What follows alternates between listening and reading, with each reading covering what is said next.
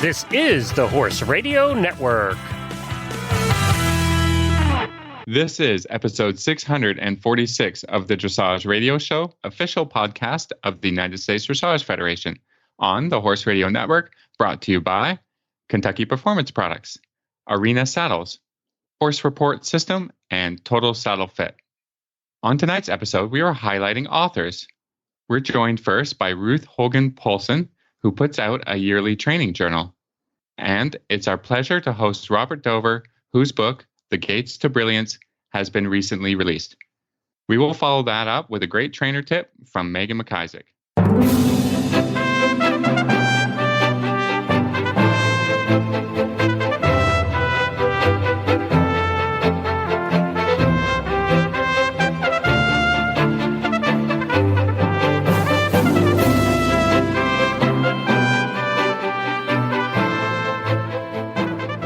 This is Reese Koffler-Stanfield from Loxahatchee, Florida. And this is Philip Parks from Rockwood, Ontario, and you're listening to the Dressage Radio Show. Hi, Phil. Hey, Reese, are you all moved this week? That was your big project? It's been, just a little project of moving my entire life and all the horses and my new puppy. But we are here. The horses arrived today, and it was really nice to see them all in their paddocks, unloaded. I will say every year we get better about loading, unloading, what comes, what doesn't come. So this year we were record breaking, the loading and unloading. It was pretty good. It was fun. So every year now I want to break away. I'm glad, when these things go smoothly, that makes a better start to the season, I suppose. There's going to be many challenges while you're down there. Yeah, it is. It's just really difficult, right? I have 7 horses with me and my new puppy. He did not like rest stops. It was a little challenging getting him out of the car to go to the restroom. Oh, he didn't want to leave the car. He didn't want to leave the car or the truck. So that was a little challenging. But once we got him out, he went to the potty and then would go right back in. And we ended up driving the entire way. We were going to stop in Ocala, but we had a hard time finding a place to park the trailer.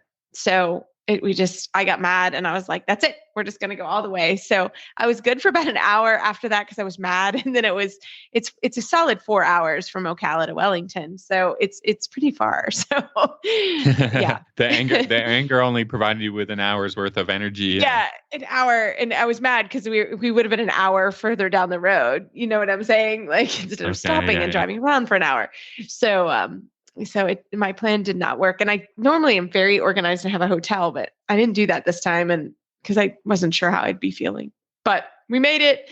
Everybody's here and it's fun. And I'm really looking forward to getting the season started. And I have started coming early in December. I used to come in January, but it's a little bit too hard with a CDI horse to do that. So I started coming before Christmas, which I don't love from a personal standpoint, but I have a Christmas tree down here. We've already gotten our apartment or our cottage already decorated for the holidays. So I have started to embrace it down here for sure. So, just a question, and feel free not to answer it, but do you have a plan for what will be your first competition? No, okay, we'll talk about it, Phil.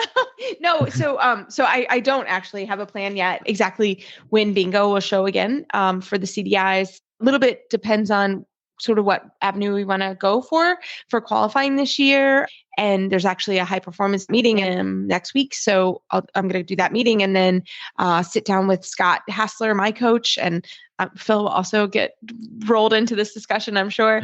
My sister, I pull the team together. We really look at sort of what are the goals and what do we want to do. I really, really want to do a Friday Night Lights. So they just announced today that they are bringing that back. So that would be pretty fun, is to ride him under the lights. I would love that. So that's part of the goal too. So yeah, just we do need to take a minute and figure that out. But I've been really busy and I haven't had a real great chance to sit down and look at that. So, but he's been feeling good, knock on wood, and I'm really looking forward to doing more with him. And then every horse comes down, I really have a plan for every horse. Big Mike is going to really learn. I'm going to really push for the Grand Prix now. So that's he's probably not going to show that much this year or this winter. He is eligible for the developing Grand Prix. He's young enough, but we'll see. That's very much, we'll see how sort of things go. We've got to really work on the passage and get the piaffe better. So that's kind of his goal for season. So it is fun to come down. And then I brought multiple students with me. So it'll keep me busy, keep me off the streets for sure. So yeah, you don't want to be just Reese who hangs out at the beach all day, every day. Oh, that would be great. I'm like, actually, that sounds amazing. No, not this year. And I have several students that'll be down here. So it's going to keep me out of trouble for sure. And now, which is so fun, we have the internet option. So I can teach people sort of at home and keep them moving forward too. So I'm really looking forward to it. And some events are coming back here. It'll be interesting to see sort of how the season progresses, but there are some sort of preseason events already starting, which is fun. So it's going to be a really interesting a couple months. So I'm not going to lie, tonight I hope I really sleep well now that the horses are my farm at home is closed and my horses are all here in Florida. So hopefully my puppy will sleep a little better. Last night he didn't sleep so well. So I didn't sleep well, but yeah, coming to Florida is amazing, but it's a lot of work. It's a lot of work to get everybody down and get everybody packed and all the things. So, and then I swear there's 85 trips to the tax store. I got everything. And then it's like, oh, we forgot this or we need this or yeah. So I have to be very strategic and have a list when I go to the tax store so I don't get distracted. So, that sounds pretty good. Yeah. Yeah. We've got a great show tonight. We do. Ruth Hogan-Poulsen, who has been on the show, a few times with us, usually around the beginning of the year, because she puts out a great rider's training journal. So we like talking to her. And then we are really pleased and excited that we got Robert Dover this week. He has been really busy promoting his book, and we're happy to talk to him today.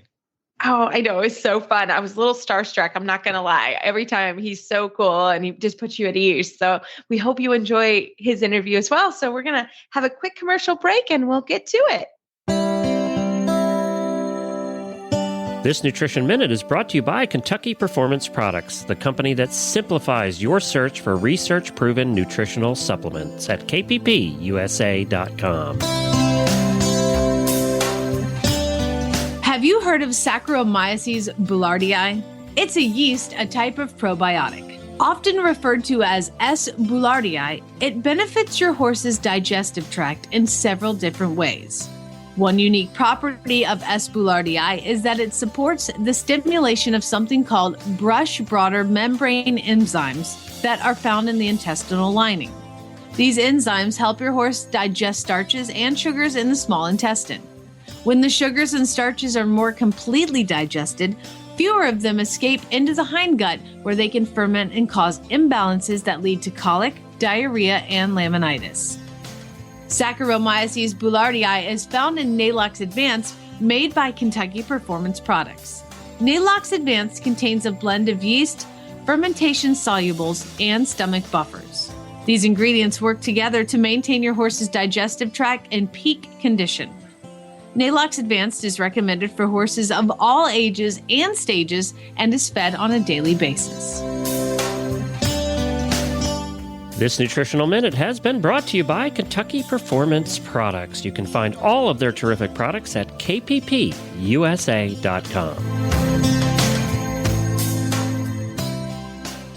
Well, tonight we are so excited to have back on the show. This is, I think, our third year. We have Ruth Hogan-Poulsen. She is on the show to talk about her dressage rider journal. Ruth, welcome back to the show.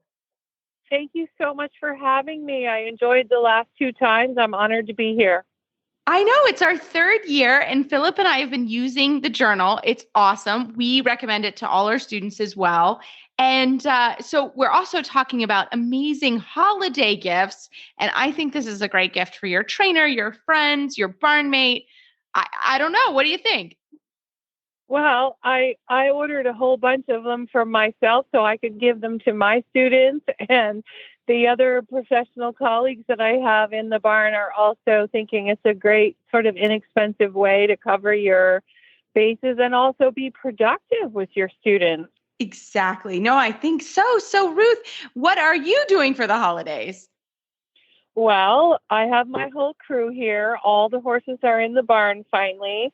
I have 21 horses in the barn. I've got 2 staff and 2 working students, 4 dogs and a husband. And Mom arrived yesterday, who spends the rest of the winter with us.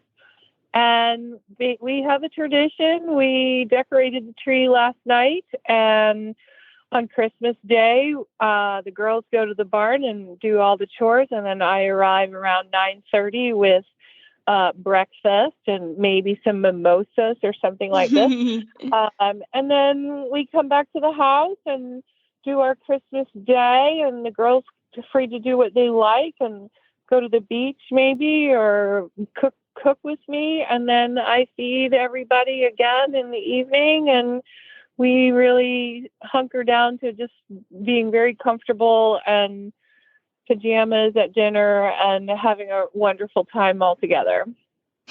I think that's my plan as well, for sure. That sounds lovely. But in a cold climate, I think, coffee and Baileys more than mimosas or mulled wine. We talk about that every year. It's Reese's favorite. But hot chocolate is great. Yeah, absolutely. Yeah. I love it.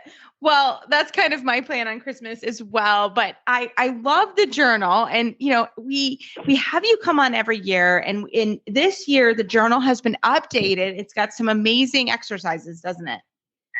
It does. I use a lot of cross training for my dressage horses, but I hadn't included the ground poles kind of exercises in my prior journals.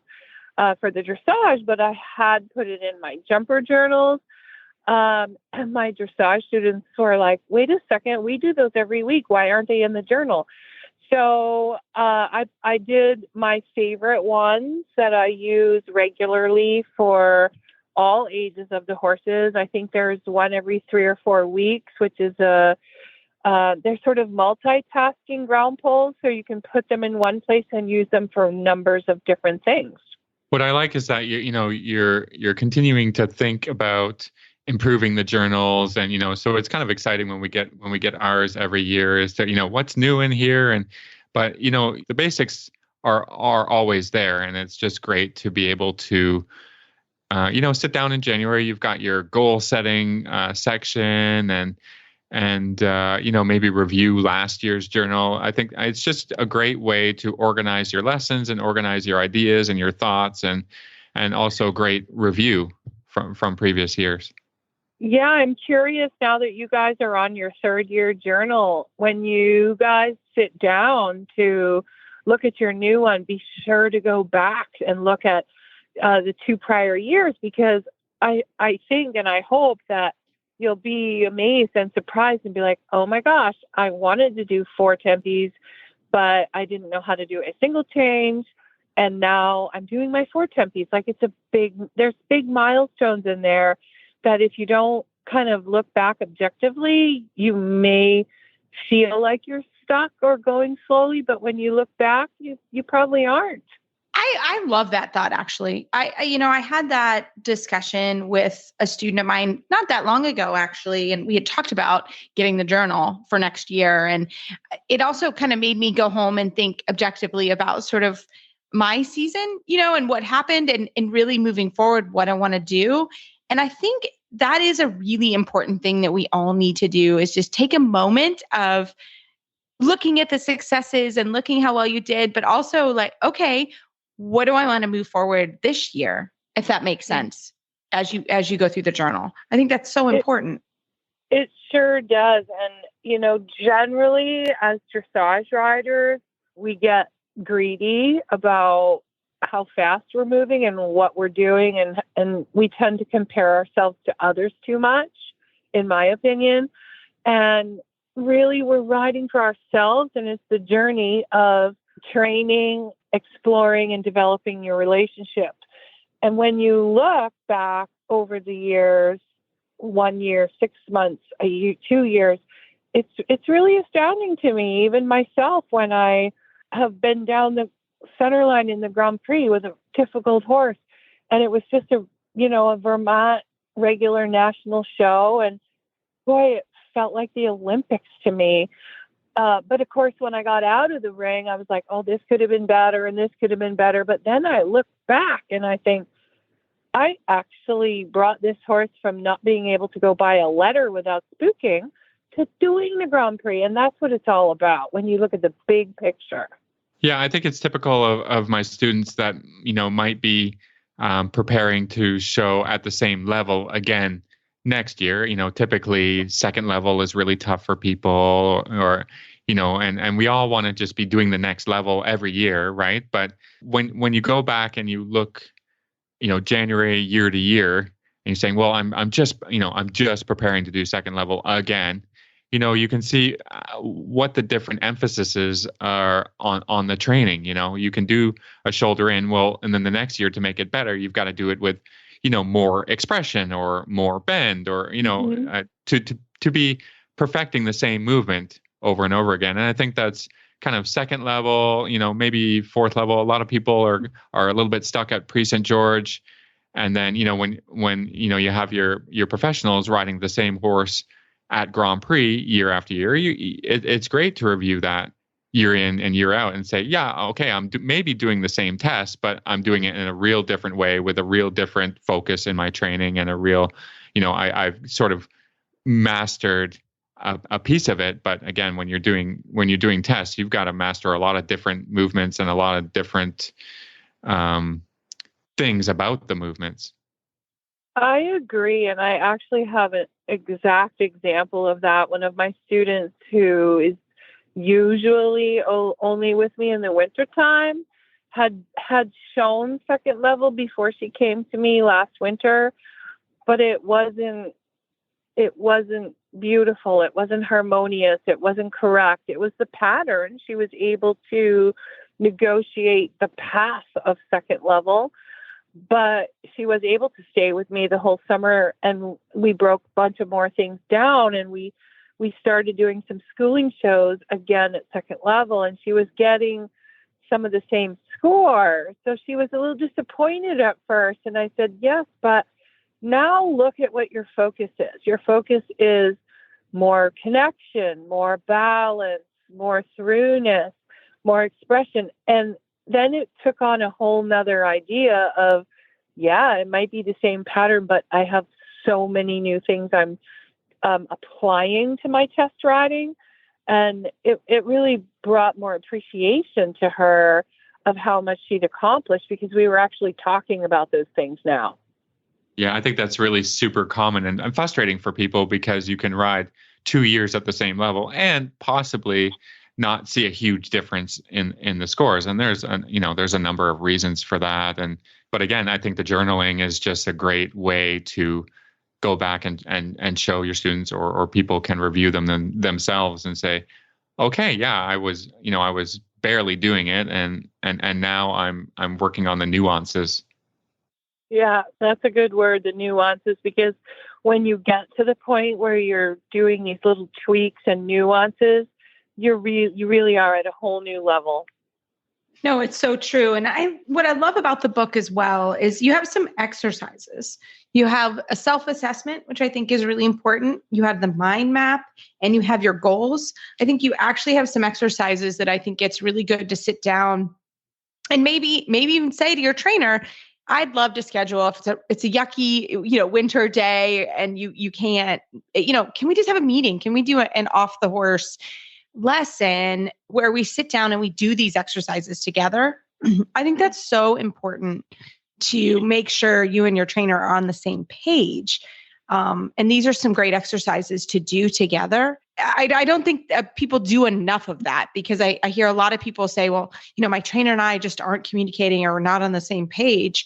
And these are the type of exercises that I think you should be doing together. How do you approach that? Yeah, I actually, with my students that are in Vermont and then I leave, it seems abruptly, but everybody always knows I'm leaving, but it seems abrupt. So October, we do exactly what you said. I schedule a non-riding lessons time, like 45 minutes or an hour, and we go through that. But I actually ask them to do it first on their own, because I really want to hear what they feel, and then we go through it, and then I tell them what I see, because it's so hard for people who have not gone down the path to know where they are. And sometimes I tell them it's like going into a foreign house that you've never been into, and the lights are off, and you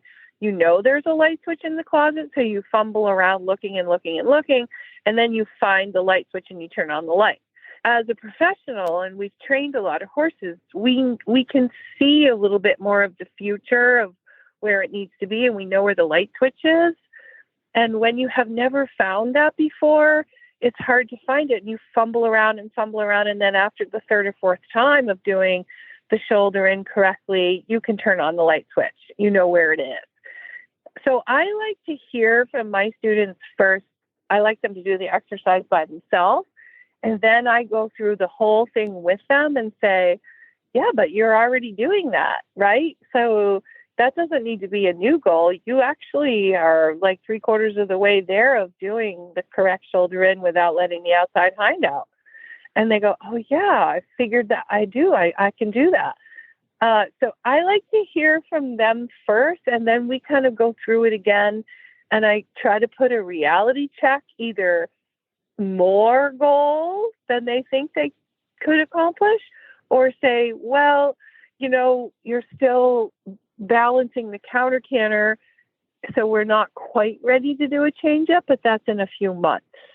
So I help them find the light switch. Yeah. Oh, I love that analogy. I think looking for the light switch is super important. I love that thought. And I think, doing these exercises and taking time with your coach to sit down, or, a friend or someone where you just really look at these really objectively. I think that's really important. So Ruth, we love the journal, but we haven't told everybody, how can we find it? Well, it is currently sold on Amazon, and you could type in 2022 Dressage Riders Journal. A number of them will pop up. One of them is mine. Or you can go to my website, which is ruthhoganpoulsen.com. That's POULSEN.com. And it will provide you with the link in the shop directly to the journal. Awesome. Well, we hope everybody grabs it now. Like I said, great holiday gift item for your coach or for anyone else that you know that is riding. And Ruth, we wish you the best 2022. It sounds like it's going to be a really fun year. I am really looking forward to it. We have a great group of folks here, and I can't wait for all of the activities and the learning and the education, and to see you, Reese. I look for you wherever I go. I know, it's so fun. So one day maybe I'll get to see you in person. I know, it'll be awesome. Well, Ruth, we look forward to it, and have a happy holidays. Thank you. You too. With classic elegance and unbeatable quality, it's clear why Arena saddles are the premier choice for every discerning dressage rider. The comfort and style of a beautifully crafted Arena dressage saddle will help you and your horse move together in perfect harmony while you're competing or training for the dressage ring. You'll enjoy unmatched close contact that will enable you and your horse to perform in rhythmic unison and catch any judge's eye. When you experience the ultra-soft seats and knee inserts, a perfectly balanced seat, customizable rider support, and extra protective cushioning, you'll see why Arena saddles are known for their beauty, comfort, and practicality. Priced at just $1,599, the Arena Dressage saddle is the saddle for you. Visit arenasaddles.com to view the full range of saddles available and find a retailer near you. Have you ever wondered how to keep your horse sound and how to prevent future lameness issues? Have you had to deal with abscesses, stone bruises, laminitis, navicular, or soft tissue damage in the hoof capsule? Or maybe you're a farrier and you want to learn how top vets around the world diagnose and treat various hoof care issues. The Humble Hoof is a podcast for both owners and professionals discussing the health of the hoof and soundness of your horse. Check us out, published twice a month on Horse Radio Network. Well, tonight it is truly our honor to have the author and U.S. Olympian and coach, and we're just so thrilled to have Robert Dover. He is the author of The Gates to Brilliance. Robert, welcome to the show. Hey, thanks so much. I'm so happy to be with you guys, especially now around Christmas time. I know. Happy holidays. And I always get really excited and starstruck when I talk to you. It's so much fun. So tell us, how did you decide to write a book? Well, honestly, I have been asked over the decades to write a book many times before. And most of the time, if not all of the time, people ask me to write a sort of a how-to book, a typical, like, what are the aids for this? And how do you make a horse learn to go up the training scale, things like that. And I thought about it in each time, and I said no, because there are such fantastic books out there. Books like Podolsky's The Complete Training of Horse and Rider, Das Dressurpferd, The Dressage Horse by Harry Bolt, which is just this amazing book, both because of how beautifully he wrote it, but also how fantastic the photography is in it.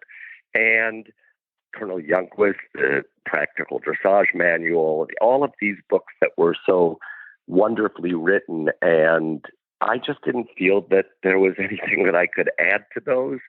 But over the years, I thought to myself, well, what would I want to write about? And it came to me that possibly I could think of snapshots from my past, things that I recollected, and draw from those suggestions. So really the book is a book of reflections and suggestions on how to have a happy, successful life.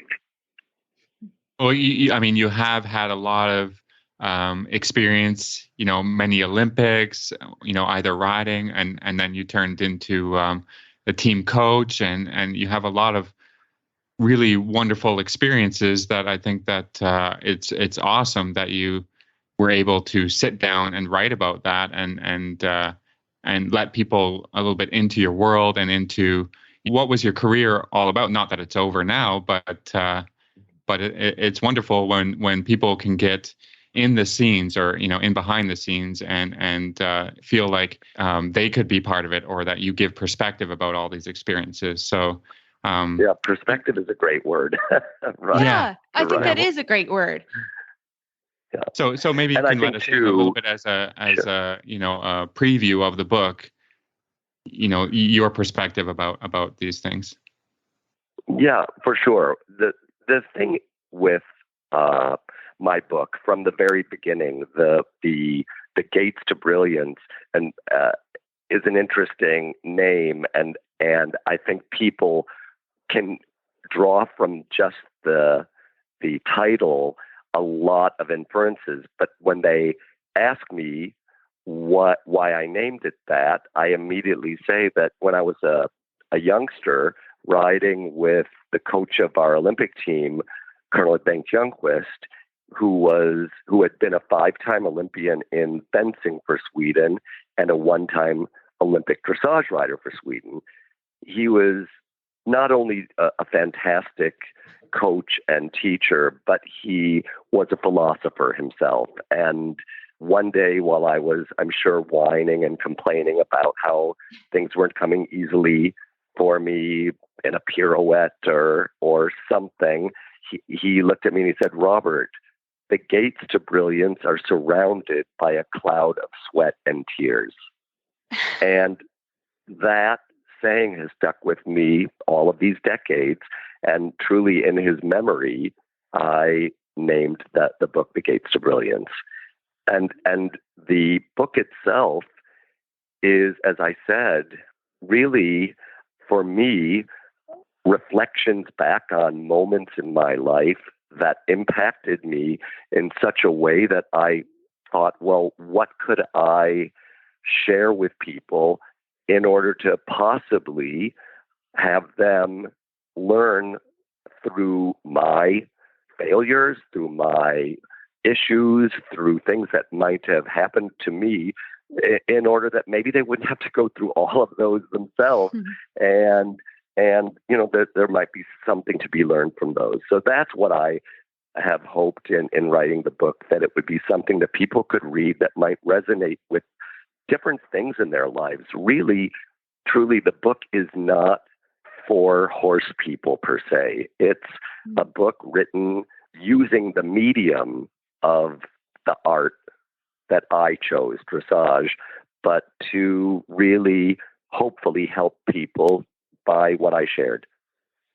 Yeah. And I just love that because, I think it's so easy to look at someone and see, oh my gosh, they went to the Olympics or they were the coach of the team, or there is so many hard things that went into that. Yes, you have that moment of, wow, look at this, but there's so many steps that go into that and so many pieces in which people don't understand unless they really hear or kind of, like you said, there's one piece of information, or that gave you. So how would you, or can you give us one piece of advice? As I just came down to Florida and I have big goals for the season and I want to keep it in perspective and enjoy the ride. I mean, is there something you could impart to us for that as you move forward? Well, and I think already just what you said about wanting to enjoy the road and loving the adventure of it, putting that ahead of these goals, even though I believe in having really lofty goals. I think that people who lose sight of the just fabulousness of every day doing something that's so fun and wonderful and adventurous, then things go by so fast, and they look back at that and then say, what happened? And especially because these lofty goals, they're wonderful to have. But for instance, with an Olympic team, if 100 people start out that year trying out for the Olympic team, 4 or maybe now 3 and a reserve will end up being that team.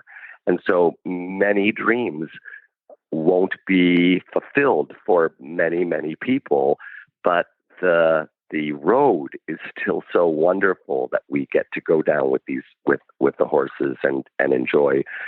And I think that the other part of that is, with regard to my book, I think that 2 things. One, my mom always said that if you could go to bed at night thinking that you've done at least one good deed, one good thing, in Jewish, that's called a mitzvah, for somebody or something, an animal or something, then even if they don't know that you did it for them, that you can put your head down on the pillow and think you've had a good day. And so that is one of the, I think, most important thoughts that I had when I was thinking of what do I want to say in this book. And that is it, because we're here on this planet for such a short period of time. And the reason that I believe we're here is to love and spread love and leave the world a better place than when we came into it. I truly love that. And also my parents and they are very similar in the sense of passing things forward and being kind. Yeah. And I think, we're in the holiday season and it's so easy and you can just lose sight of that. And I think, we as horse people on some level going in and giving our horses a kiss and loving on them, that's such a wonderful part. And I do think we lose sight of that. And so I just love that. I wrote it down on my phone just a second ago as a note, is just remember that we need to do a good deed every day. Mm-hmm. And I think sometimes, especially sort of coming into Florida season where things get a little out of perspective, you forget that, and you forget, wait a minute, we're here for the greater good and to move forward the sport. And I think that's also what your book shows people, is that there are a lot of people with a lot of means, but maybe they're not, and I don't want to say they're not working hard, but can you talk a little bit about that? You came into the sport and you've worked so hard to get where you have gotten. Right. But I also have had such a blessed life within this sport. I've had from the beginning, and I talk about that in the book in different places. I've had people who were there for me almost miraculously from the very beginning. A lot of it was happenstance. I was so fortunate to, as a kid, well, first have the most incredible parents and family, and then to have people who were almost like second and third families for me, who took me in, like a family named Riley, who took me in and let me stay there for free and nurtured me and helped me along through Pony Club, and different Pony Club instructors from the beginning in both the Bahamas, Myra Wagner and Margot Kern in Florida, and Ann Riley in Virginia, and all these different people who were just there. And then, of course, by the time I was 15, because of Margot Kern, who was riding with Colonel Youngquist, I met him there at 15. Then when I went to Atlanta and rode with Elizabeth Lewis, she was riding with Colonel Youngquist, and he took me under his wing from that early age and truly mentored me. And of course was my trainer, teacher, coach, but also mentored me in how to be a good horseman and a person who was going to give back from the beginning. He imparted that kind of philosophy. And of course, at Linda Zhang's, there was a sign that I don't know if she had it up when he was still alive, but it said, "Art ends where violence begins." And that was a Colonel Youngquist saying. So just so many things. I was so fortunate to have people who were tough enough with me and said, Robert, if you really want to do this, you're better like toughen up and figure out how to get Fedor Light, who was at that point $20,000, and I didn't have anything at that point in my life. And this lovely lady who I was teaching came out of the barn and took her pen and her checkbook and wrote me a check for $20,000 and said, "Robert, you have to have that horse, and you just pay me back as soon as you can, whenever you can." And that was the kind of life. Wow. Right? And so on the one side, yes, I worked from my teens all the way through till today, still working. And I work very hard, and I'm dedicated, determined, and the thing, all of those things that you need to have if you're going to be successful. But I also had and still have incredibly wonderful people in my life that help me along. I think from my perspective is that, anybody who meets you and knows you, and even just talking on the radio, is that you're such a positive person. You're a hard worker and all of those things. I don't want to say that you're not, but you're a positive person. And I think, in my life, or from my perspective, like attracts like. So if you're out there being positive and complimentary to people and going the extra mile for somebody, whether it's a client or a friend or somebody you don't even know, people are attracted to that, and they want to, positive people attract positive people, and they build each other up. So I just think that's kind of a point, and maybe not a question, but I'm coming back to, the question I was thinking of is like, what was challenging about reflecting on your life and writing a book about it? Well, from the beginning, when I committed to writing a book, and I spoke to Martha and Rebecca, who is my editor, I started writing, and then I realized, Robert, you have no idea what you're doing. Like, you think, I'm just going to write you think, I'm just going to write this book. But when you begin writing, you realize that you have to actually have some, almost like a book on how to write a book, especially if it's going to be a book that isn't a novel, for instance, that's a nonfiction book, because you have to figure out where you want to go with it. And then as you sort of start spilling out what's in your mind emotionally or academically, what you are trying to put onto paper, a lot of it you have to like go back and then say, okay, well, now I have to edit this. And that's where Rebecca was so fabulous. And of course, Martha was fabulous. She went through hundreds of pictures and photographs and put them into a form that would work within the framework of the book. And Rebecca would just help me along when I would get frozen. And literally the book began way before COVID. And then because of COVID and all the things that happened, I had to take like half of a year and really sort of put it on a bit of a pause and then get back to it. But they were so patient with me, both of them. And when I was, I would say like 80% through the first draft of it, Rebecca had already been going through it and sort of making comments and leaving them on the edges of the pages. and that's daunting.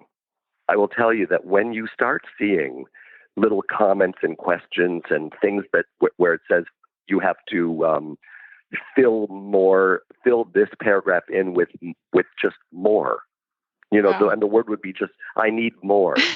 More. And then you think, yeah.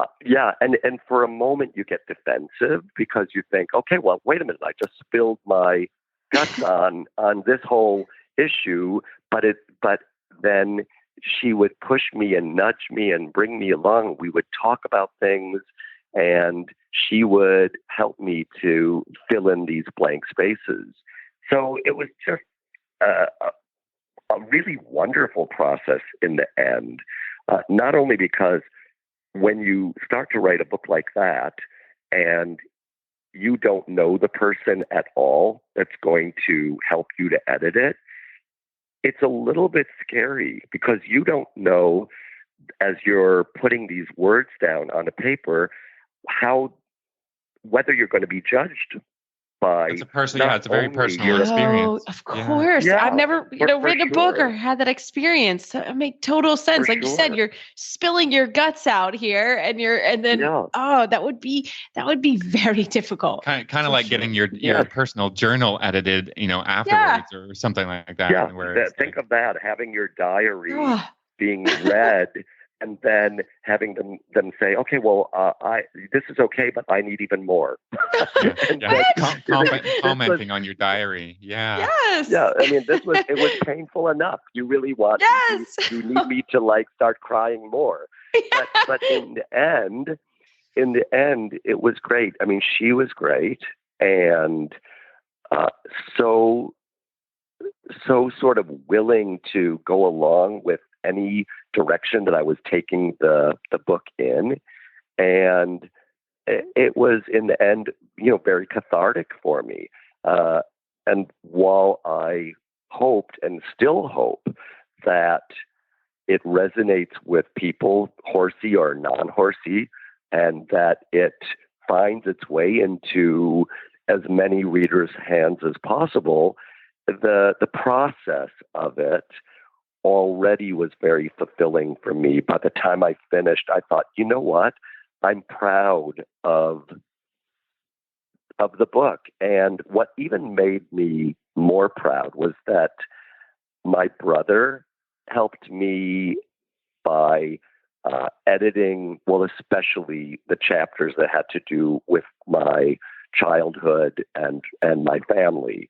And because my brother's 8 years older than me, and some of the stuff I had very few real recollections of that I could write down and know as facts.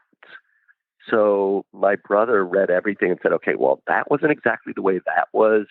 And this uncle that you called an uncle was actually not even a relative. Oh. And I mean, it's so interesting, right? Yeah. Because when Also, you're getting your memories edited as well. Sure. 100%, Wow. absolutely. But it was fascinating, and it got me closer to my brother. And then Robert also went through it, and he, because we've been together 33 years, he not only was so wonderful and supportive through the whole process, but then in editing it, he also helped me to make sure that everything was factual. And also there were places where I referenced maybe someone in a certain way. And he said, you know what, Robert, I would change that because somebody reading it could be hurt in any way. And I had no desire to hurt anyone. So truly,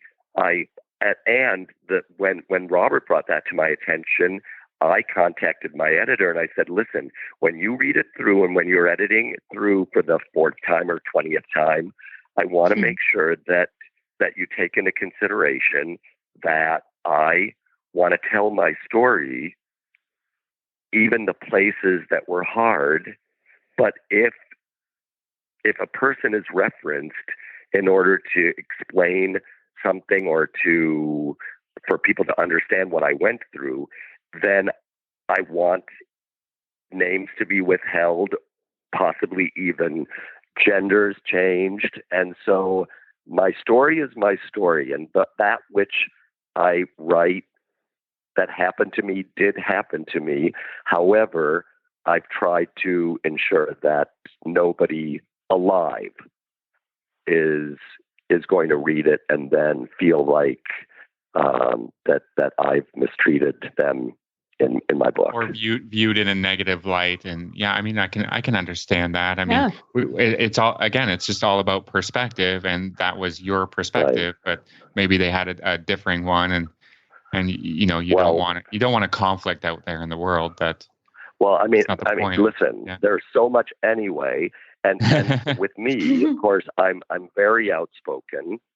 I'm not afraid to say what I believe in and to stand up for what I believe is right. But at the same time, I think that it's very clear in today's world that how we thought about things 30 years ago is not the way we think about things or should think about things or speak about things today, and how we act.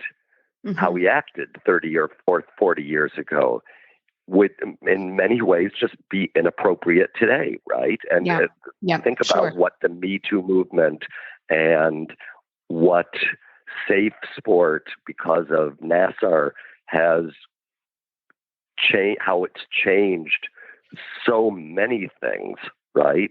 Within the Olympic family, but also the Me Too movement within how we even consider speaking or acting today, and also in the gay culture, it's changed dramatically in that what was acceptable to speak like 30 years ago, 20 years ago, 10 years ago is now completely different within the gay culture that I would have thought I would be so well versed in. But the truth is, I have to really edit my thoughts and my speech often in order to ensure that I don't hurt anyone. Yeah. Yeah. Well, time provides context, and I think that's something that people are coming to terms with. And just reflecting on things and being able to move forward in this world. 100%. Yeah. Well, we're so excited to have you and to highlight your book because your life is it's so inspiring, and it's so, when you read the book I've looked at the pictures because they're awesome. You mentioned the pictures and I opened the book and I was like, these pictures are phenomenal. So I appreciated the pictures and, just reading your story and hearing the struggles and triumphs and all of it. And we can't thank you enough for sharing your time with us. And we are thrilled to highlight for the book club book of the month this month. How can our listeners find your book online and read your story? Well, what's nice is now, as of today, Martha from Trafalgar Square Books, she let me know that it is, as of today, available as an ebook. And I know that she told me that it is available as an ebook today through Trafalgar Square Books. I think it's Horse and Rider Books. .com. And, yes. .com, exactly. And so that's the way that people can get it. Of course, there are other ways of being able to procure the book, but I really love the fact that people would go and get the book directly through my publisher because it is a small company. They're a great company, and they have been so dedicated from the very beginning to what the sport that we love and we share, the equestrian sport. So if I can help them as they've helped me, I'm really happy to. Yes, and they also sponsor our book club. So we love them and we really appreciate all the things they do for us as well. So horseandriderbooks.com. Well, Robert, we can't thank you enough for sharing. We know you're so busy and sharing your time with us and our listeners. It was truly an honor, and we wish you and Robert happy holidays. Yeah, and yourselves as well, and your families too, okay? Give them all my very best. Thank you so much. No trainer has time for endless phone calls and text messages informing owners of training progress and updating their teams on care plans. That's where the concept of Horse Report System originated, a centralized system that can help busy trainers easily communicate with their team and with each horse's owner about training and health needs. From there, the vision expanded to organizing demographic data needed for competitions, like microchip info, breed society, and sport association numbers, as well as storage for photos and important documents. Based on input from professionals at the elite level of equine sports, the system grew to include everything a busy professional needs to keep their horses in top form and their owners engaged with the horse's progress. Today, Horse Report System is continuously evolving to provide equestrians of every level and discipline with the most convenient and user-friendly way to provide optimal care for their horses and easy communication with their team. Well, Phil, it is Christmas shopping season, and we have some amazing products from Total Saddle Fit that we love. And the Stretch Tech Shoulder Relief Girth is another amazing product because not only is it durable, you can get extra liners, right, Phil? So that is also something to put in somebody's stocking. They will be so thankful for.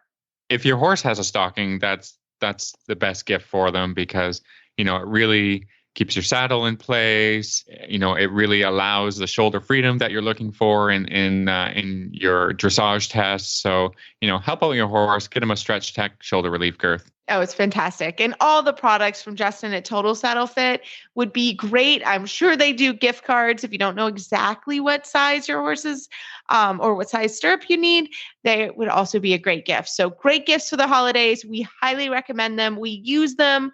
I'm not really, I'm sure you would say, Phil, I abuse mine a little bit. I really hose them off and do all the things to them, and they still look great. So we appreciate Justin at Total Saddle Fit, and we hope that helps you with your holiday needs. Well, we also have a great Total Saddle Fit trainer tip from Megan McIsaac. We hope you enjoy it.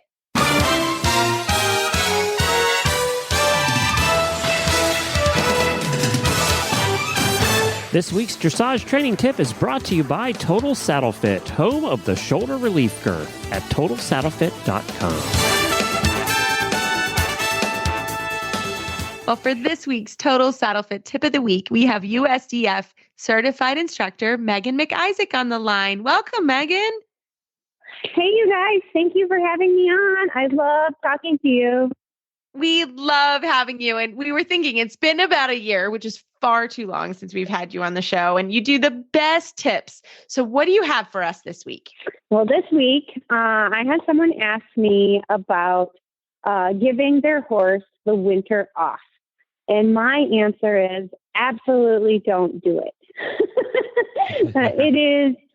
I think it is so hard on the horses. If you want to lighten the load or you want to change the work, go for it. But just think about it this way. You give your horse 3 months off over the winter. They've been sitting around eating bonbons. And then all of a sudden come April, you have 1 month to get ready for show season. That's not long enough. If you want to lunge, if you even want to hand walk, I think that's so much better than just absolutely no work at all. So that's my suggestion. Don't do it. Yeah. I mean, being from a cold climate, you and I, you have people that come up with these ideas like, oh, well, I don't want to ride in the winter, and my horse probably doesn't want to be worked with in the winter. We would both just enjoy a few months off. But, if you think about it, the horses, they really thrive on a routine, right? So they're not going to understand why, all of a sudden you're not there or they're not working, and then I know my horses just basically when it's cold out and it's the winter, they just go basically from their stall out to the paddock and they stand around at the gate eating hay and then they go right back into the stall. So now your horse is not getting exercise basically at all. And, that's not good for them. It's not good for people. So, we have to treat our horses like athletes and they get all those wonderful endorphins from working out or from getting some exercise. So I think it means that you have to provide that for them because they're not going to do it. They don't go outside and just run around and exercise themselves because they know they'll feel good afterwards or whatever. So I'm glad you brought this up. Yeah. Yeah, I think it's so important. And I think that happens too. Like after a big competition, event horses typically will get some time off, but they are doing a different job and they gallop a lot more and there's a lot more, they're jumping a lot more. And those horses, it's part of their routine where they'll, punch them up and it takes them however long it takes them to get to the competition. And then they will give them, but that's time for their bodies to literally recover. And for us, dressage horses typically don't do that in their lifetime. So they're not used to that sort of break. And then typically their minds don't handle it well. Because like you said, Phil, they're used to, that is their routine. They come out, they go to work. So I'm very much in the camp of you do the same exact thing, but maybe you don't work piaffe and passage transitions for an hour, not that you should be doing that anyways, but you know what I'm saying? Like maybe you're not working for competition, getting ready to compete in Wellington, you're not doing that. You can take a little easier time, but maybe take that time to really work on geometry or transitions and instead of hammering on the movement, and really working sort of on the in-between work. And like I said, maybe some days it's just walking. Walking's good for everybody. Won't hurt anyone to just walk, but walk with purpose and moving forward and all of those things. I think that's so important. And I love that. And we have that when it gets hot, on the opposite, in July and August, it's really hot. But you can still get some work done without absolutely killing the horses. So I think depending on, the climate that you're in. So I love that tip. Well, you are most welcome. I think it's so important to think about that and the mental and the physical aspect of our horses. They just don't understand. And we wouldn't do it with ourselves. We wouldn't take a month just to get ready for a marathon. We shouldn't expect it out of our horses either.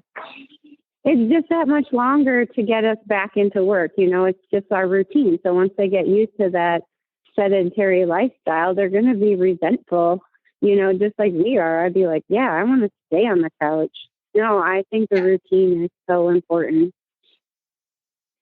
I love it. I love it. Well, Megan, how do our listeners find you online if they want to hear your awesome voice and get more tips from you? Please check out my website at lindenhoff.com. You can also email me at lindenhoffllc@gmail.com. I'm also on Facebook personally, as well as Lindenhoff is also on Facebook, and I think we're on Instagram. So please check us out, and love to help anyone. Fantastic. Well, Megan, we hope you guys have a very happy holidays. You too. Thank you so much for having me on the show. I really love joining you guys and hearing your beautiful voices. I miss you both so much. We miss you too. Happy holidays, Megan. Happy holidays. Well, Phil, as always, we love email and Facebook shout outs. I've got to give a shout out to Maritza. She just emailed me. She has purchased a new horse and we wish her all the best luck. She emailed us earlier in the season. So it's always fun to hear an update from listeners, and feel free to send them to us. We love them. We also love all your holiday picks. It always makes Phil and my day. As always, you can find our show notes and links to today's guests on our website, dressageradio.com. Like us on Facebook, just search Dressage Radio Show. Follow us on Twitter at Horse Radio. My website is maplecrestfarmky.com, and my email is reese@horseradionetwork.com. I think the best way to find me is through Facebook, or my email is philip@horseradionetwork.com. I'd like to thank our sponsors for allowing us to put on a good show. That's Kentucky Performance Products, Arena Saddles, Horse Report Systems, and Total Saddle Fit. Don't forget to check out all the other shows on the Horse Radio Network at horseradionetwork.com. Everybody, keep your heels down and your shoulders back, and we will talk to you next week.